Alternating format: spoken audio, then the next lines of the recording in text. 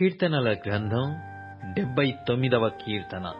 దేవా, అన్యజనులు నీ స్వాస్థ్యములోనికి చొరబడియున్నారు.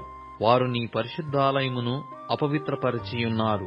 యెరూషలేము పాడు దిబ్బలుగా చేసియున్నారు. వారు నీ సేవకుల కళేబరములను ఆకాశ పక్షులకు ఎరగాను, నీ భక్తుల శవములను జంతువులకు ఆహారముగాను పారవేసియున్నారు. ఒకడు నీళ్లు పోసినట్లు యెరూషలేము చుట్టూ వారి రక్తము పారబోసియున్నారు.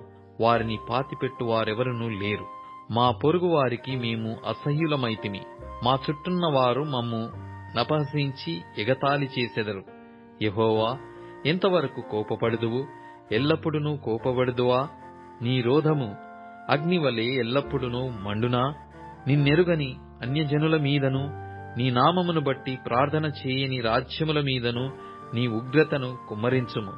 వారు యాకోబు సంతతిని మ్రింగివేసియున్నారు, వారి నివాసమును పాడు చేసియున్నారు. మేము బహుగా కృంగియున్నాము.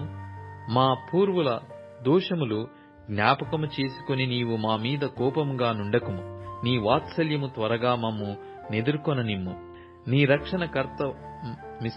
మా రక్షణకర్తవగు దేవా, నీ నామ ప్రభావమును బట్టి మాకు సహాయము చేయుము. నీ నామమును బట్టి మా పాపములను పరిహరించి మమ్మును రక్షింపుము. వారి దేవుడెక్కడా నున్నాడని అన్యజనులు పలుకునేలా, మేము చూచుచుండగా ఓర్చబడిన నీ సేవకుల రక్తమును గూర్చిన ప్రతిదండన జరిగినట్లు అన్యజనులకు తెలియబడనిమ్ము. చెరలోనున్న వాని నిట్టూర్పు నీ సన్నిధికి రానిమ్ము. నీ బాహుబలాతిశయమును చూపుము. చావునకు విధింపబడిన వారిని కాపాడుము.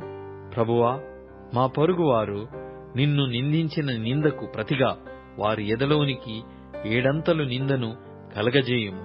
అప్పుడు నీ ప్రజలమును నీ మంద గొర్రెలమునైన మేము సదాకాలము నీకు కృతజ్ఞతాస్తుతులు చెల్లించెదము. తరతరములు వరకు నీ కీర్తిని ప్రచురపరచెదము.